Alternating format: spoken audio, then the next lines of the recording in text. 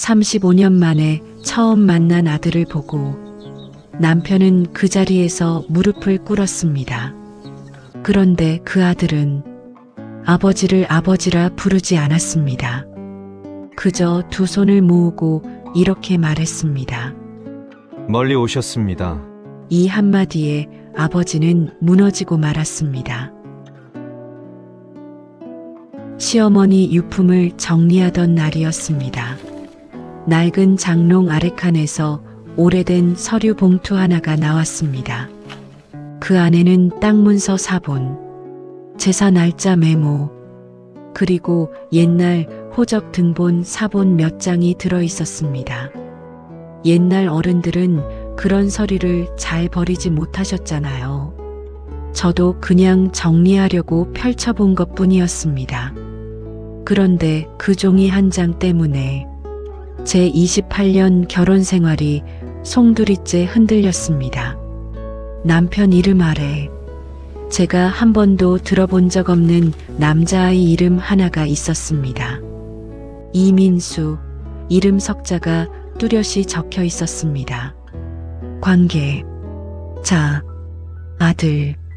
우리 집에는 아들이 없습니다.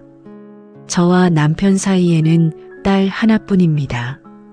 그런데 남편의 오래된 호적에는 분명히 아들이 있었습니다. 이 이야기는 실제 있었던 사연을 바탕으로 제작되었습니다. 저는 올해 52살입니다. 남편은 61살입니다. 남들 보기엔 조용한 부부였습니다. 남편은 말수가 적었고 저는 그런 남편을 믿었습니다. 딸 하나 낳고 평범하게 살았습니다.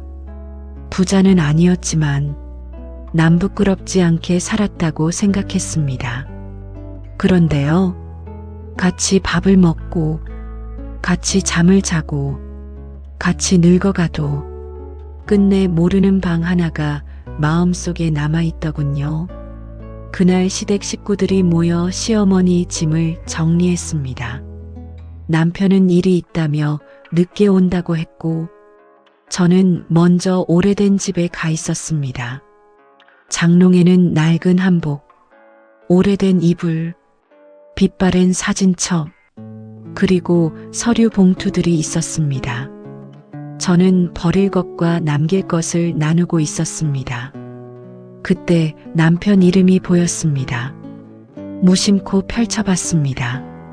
남편의 부모 이름, 형제 이름, 그리고 아래쪽에 적힌 낯선 이름 하나. 이민수, 관계, 자, 아들. 나는 심장이 심하게 요동치고 있음을 느꼈다. 생년월일을 보니 남편이 24일 때 태어난 아이였습니다. 저를 만나기 훨씬 전이었습니다. 대학 다니던 시절이었습니다. 물론 사람에게 과거가 있을 수 있습니다. 저도 그 정도는 압니다. 하지만 아이는 다릅니다.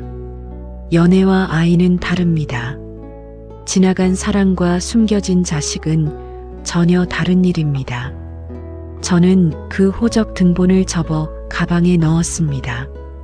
손이 떨렸습니다. 집에 도착하니 남편은 거실에서 뉴스를 보고 있었습니다. 늘 그렇듯 아무 일도 없는 얼굴이었습니다. 저는 호적 등본 사본을 남편 앞에 내려놓았습니다. 그리고 물었습니다. 이 아들 누구야? 남편은 처음엔 무슨 말인지 모르는 얼굴이었습니다. 그러다 종이에 적힌 이름을 보는 순간 얼굴빛이 하얗게 변했습니다. 저는 그 표정 하나로 알았습니다. 이 사람은 알고 있었구나. 저만 모르고 살았구나. 당신 아들이야? 남편은 고개를 숙였습니다. 그리고 아주 낮은 목소리로 말했습니다. 맞아. 그 한마디가 제 가슴을 찢었습니다. 28년 동안 숨긴 비밀 앞에서 남편은 그저 맞다고 했습니다. 저는 웃음이 나왔습니다. 너무 기가 막히면 눈물보다 웃음이 먼저 나옵니다. 우리 집에 아들이 있었어? 나는 당신 아내였는데. 나는 왜 몰랐어? 그제야 남편은 오래된 이야기를 꺼냈습니다.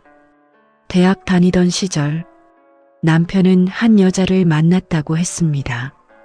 그 여자는 형편이 어려웠고 낮에는 일하고 밤에는 공부했다고 했습니다.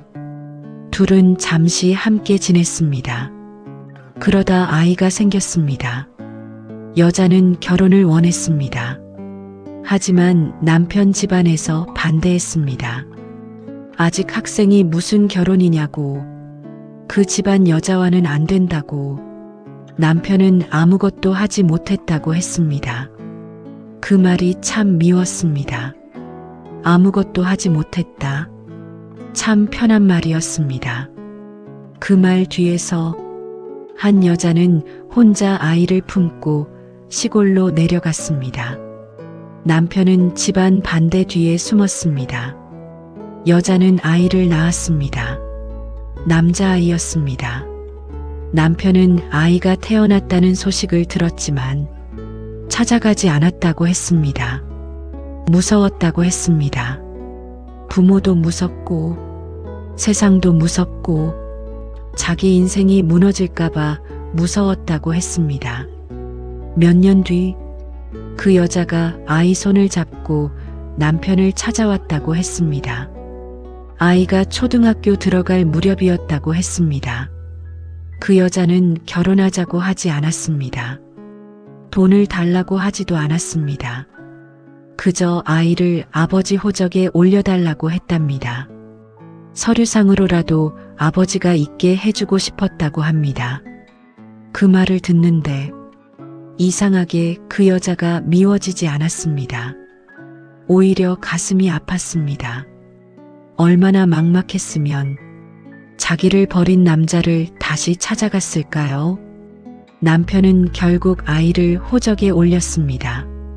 하지만 거기까지였습니다. 아버지 노릇은 하지 않았습니다.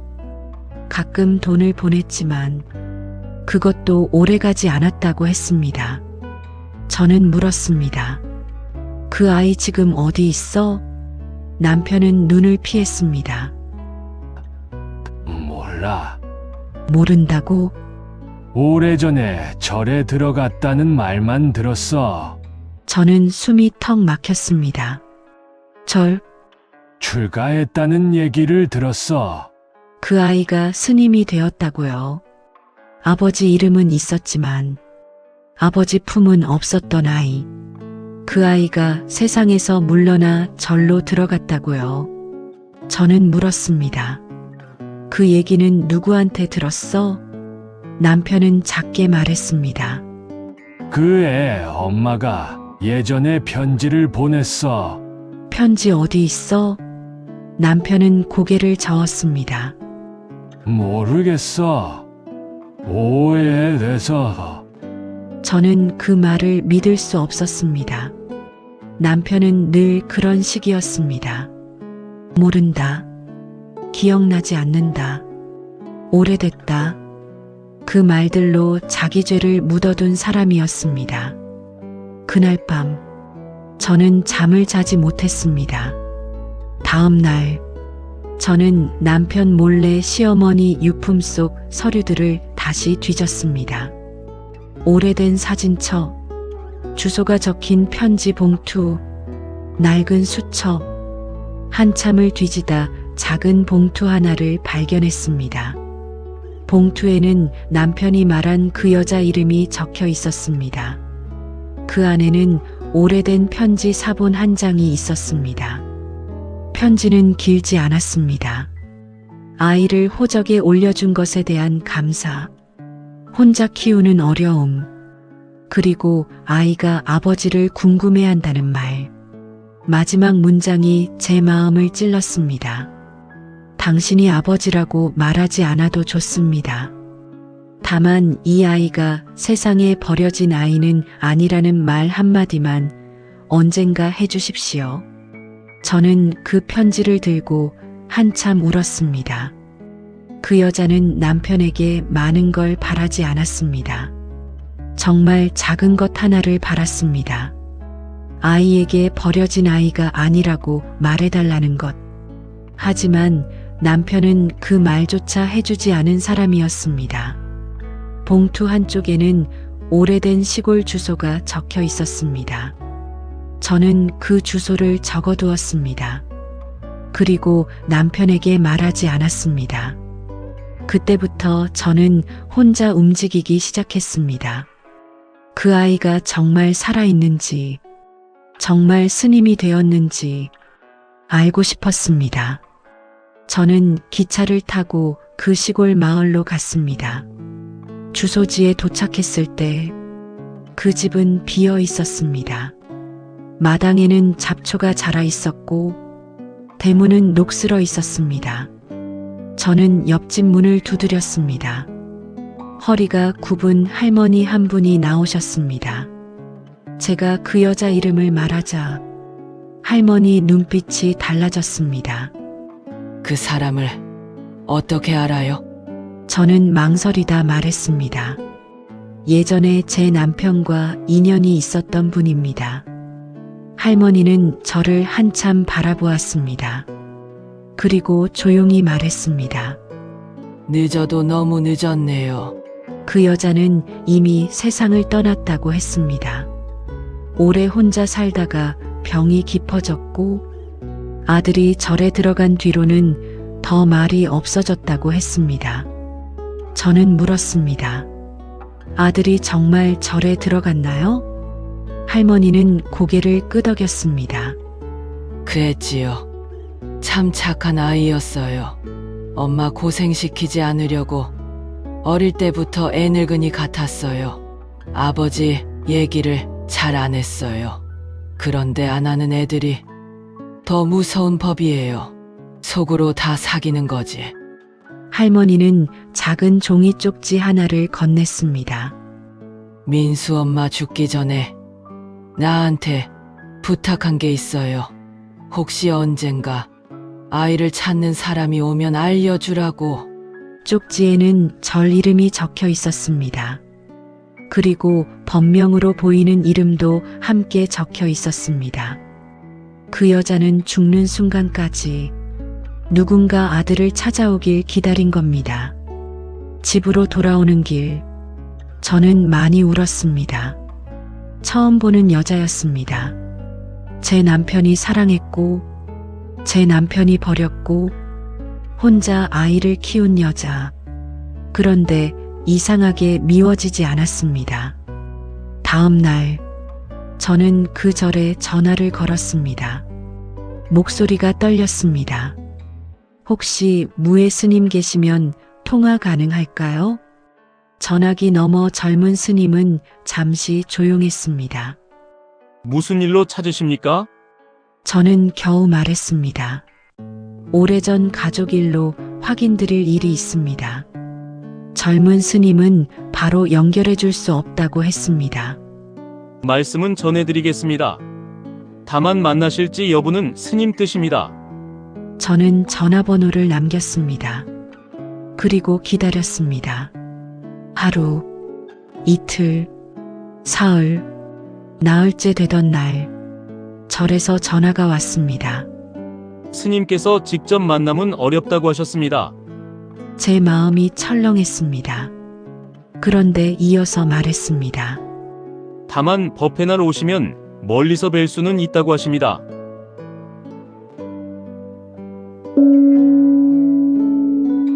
저는 혼자 절에 갔습니다. 남편에게 말하지 않았습니다. 절 마당에는 사람들이 모여 있었습니다. 법회가 있는 날이었습니다. 저는 맨 뒤에 조용히 앉았습니다. 잠시 뒤 회색 승복을 입은 스님 한 분이 앞으로 나왔습니다. 그 순간 저는 숨을 멈췄습니다. 눈매가 남편을 닮아 있었습니다. 고개를 조금 숙이는 버릇도 닮았습니다. 그 사람이었습니다. 호적 속 그 이름, 숨겨진 아들, 스님이 된 아들. 그날 스님은 법문 중에 이런 말을 했습니다. 사람은 자신을 버린 사람보다 그 사람을 미워하는 마음에 더 오래 묶입니다. 저는 그 말을 듣고 눈물이 났습니다. 법회가 끝난 뒤 저는 다가가지 못했습니다. 절 마당 끝에 서 있었습니다. 그때 스님이 잠시 제 쪽을 바라봤습니다. 우리 눈이 마주쳤습니다. 놀람도 아니고 분노도 아니고 마치 오래전부터 알고 있었다는 듯한 눈빛이었습니다. 그는 제게 다가오지 않았습니다. 저도 다가가지 않았습니다. 그것만으로도 충분했습니다.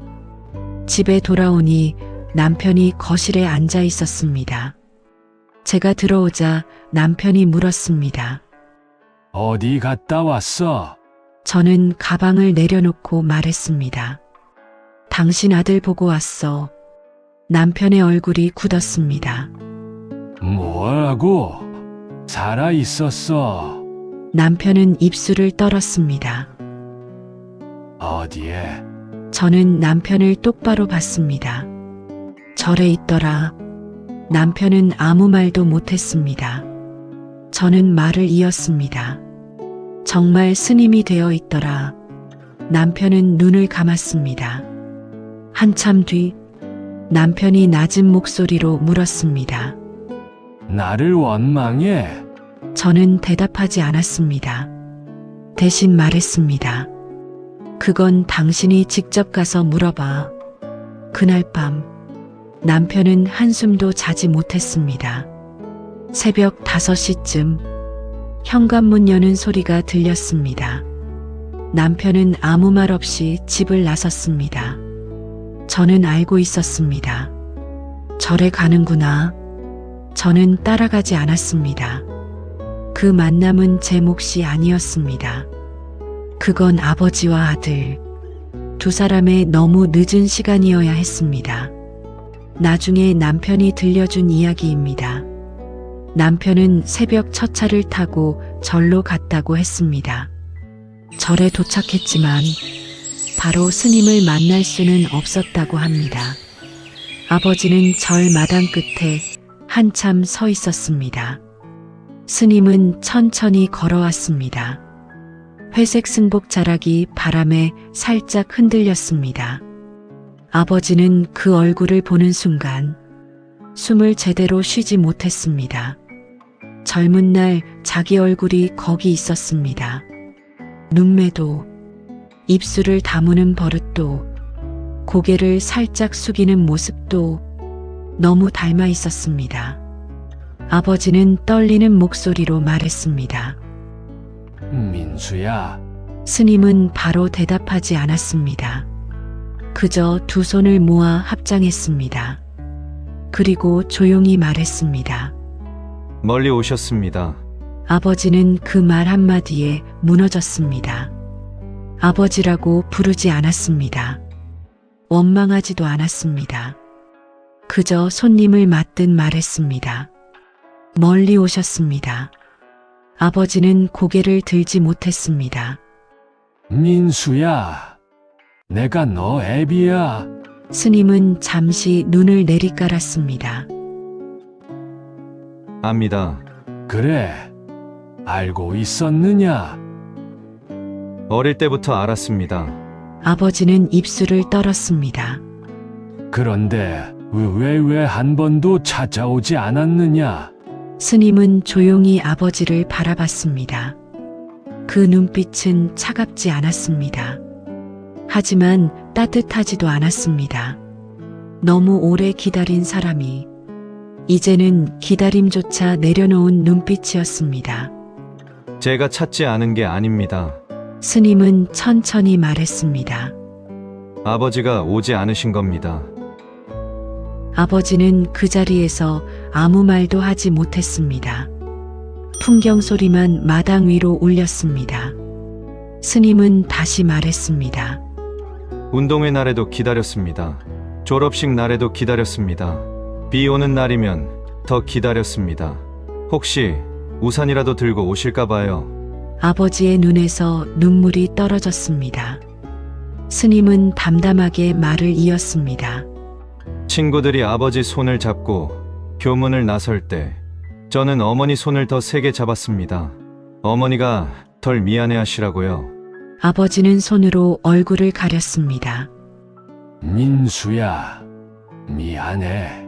할 말이 없구나. 정말 미안하다. 내가 너무 비겁했다. 스님은 고개를 끄덕였습니다. 네, 그 한마디가 칼처럼 들어왔습니다.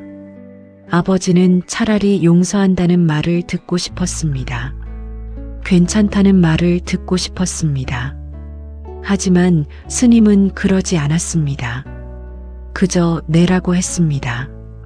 비겁했다는 말을 인정했습니다. 아버지는 무릎을 꿇었습니다. 내가 내 어머니를 버렸어. 그리고 너도 버렸지. 그때는 내가 어려서 그랬다고.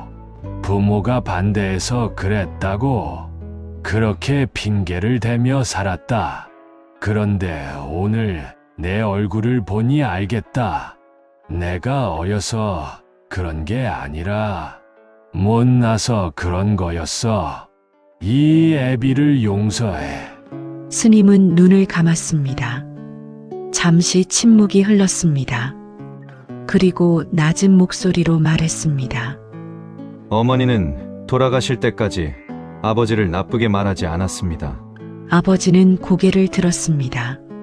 스님은 이어 말했습니다. 그게 저는 더 미웠습니다. 차라리 욕을 하셨으면 좋았을 텐데, 차라리 저 사람 때문에 내 인생이 망가졌다고 하셨으면 좋았을 텐데, 어머니는 늘 그러셨습니다. 내 아버지도 그때는 겁이 났을 거라고, 그 사람도 어렸을 거라고, 그러니 미워하지 말라고. 스님은 처음으로 목소리가 흔들렸습니다. 그 말이 저는 싫었습니다. 아버지를 미워해야 제가 살 것 같았는데, 어머니가 자꾸 아버지를 용서하라 하셔서 저는 미워할 곳도 잃었습니다. 아버지는 흐느꼈습니다.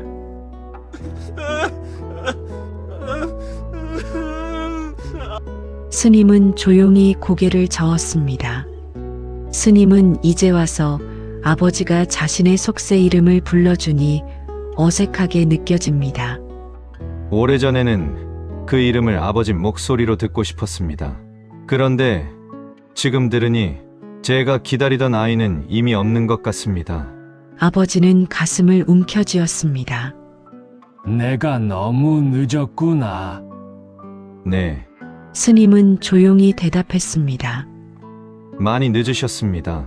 아버지는 고개를 바닥에 박듯 숙였습니다. 그래도 한 번만 아버지라고 불러줄 수 없겠느냐? 스님은 아무 말도 하지 않았습니다. 그 침묵이 너무 길었습니다. 아버지는 그 침묵 속에서 평생 자신이 만든 시간을 보았습니다.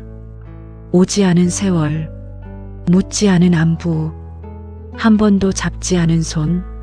스님은 한참 뒤에야 입을 열었습니다. 아버지라는 말은 입으로 부르는 게 아니더군요. 기다릴 때 생기고, 지켜줄 때 생기고, 아플 때 옆에 있어줄 때 생기는 말이었습니다. 아버지는 고개를 들지 못했습니다. 스님은 천천히 말했습니다. 제게 아버지는 서류에 있었습니다. 호적에는 있었지만 운동장에는 없었습니다. 졸업사진에는 없었습니다. 어머니 병실에도 없었습니다. 그래서 저는 그 말을 어디에 두어야 할지 아직 모르겠습니다. 아버지는 울며 말했습니다. 내가 죄인이다.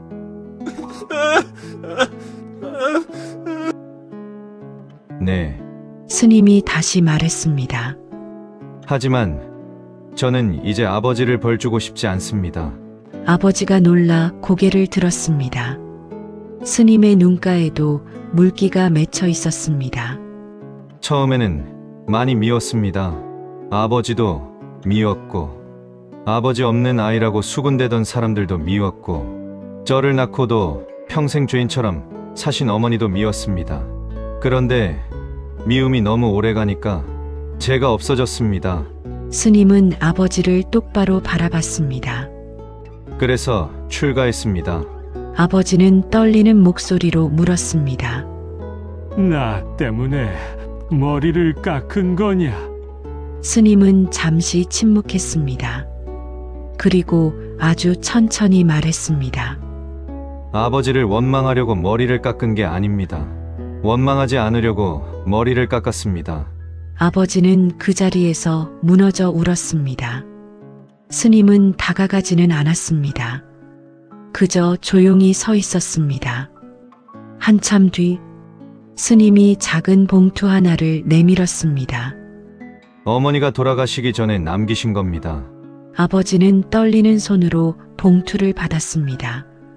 안에는 오래된 사진 한 장과 편지가 있었습니다. 사진 속 젊은 여자는 어린아이를 안고 있었습니다. 그 아이가 자신을 닮아 있었습니다. 편지에는 이렇게 적혀 있었습니다. 이 아이를 한 번은 봐주십시오. 아버지라고 부르지 못해도 좋습니다. 다만 이 아이가 세상에 실수로 태어난 것이 아니었다는 말 한마디만 해주십시오. 아버지는 편지를 가슴에 안고 통곡했습니다. 내가 왜 그 말 하나를 못했을까? 왜 그 말 하나를 못해줬을까? 스님은 그 모습을 바라보다가 조용히 말했습니다. 오늘 해주십시오. 아버지는 눈물 젖은 얼굴로 스님을 바라봤습니다. 스님은 처음으로 조금 떨리는 목소리로 말했습니다. 어머니는 못 들으셨지만 저는 아직 들을 수 있습니다. 아버지는 입술을 깨물었습니다. 그리고 온 힘을 다해 말했습니다. 넌 나와 사랑하는 너, 엄마 사이에 태어난 아이야. 너는 실수로 태어난 아이가 아니다. 너는 부끄러운 아이도 아니다. 내 어머니도 부끄러운 사람이 아니었다. 내가 부끄러운 사람이었다. 너는 누가 뭐래도 내 아들이다. 스님은 그제야 눈을 감았습니다. 눈물이 주르륵 흘러내렸습니다. 아버지는 다시 말했습니다. 내 아들이다. 내가 평생 외면한, 그래서 평생 가슴에 묻고 사. 내 아들이다.